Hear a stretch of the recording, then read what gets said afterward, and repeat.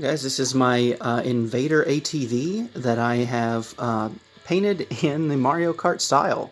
I've always wanted to do a Mario Marine, and when this kind of goofy kart came out, I was like, I have to do the Mario Kart. So, it took me a little while to get this done, but I'm quite pleased with it.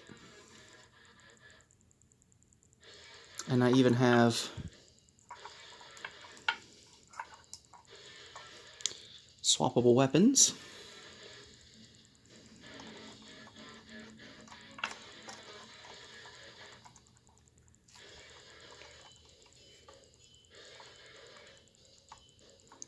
No magnets needed, just kind of press fit.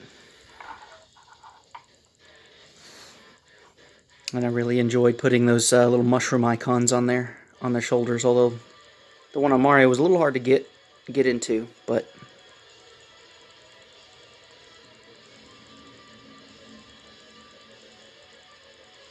hope you guys enjoy.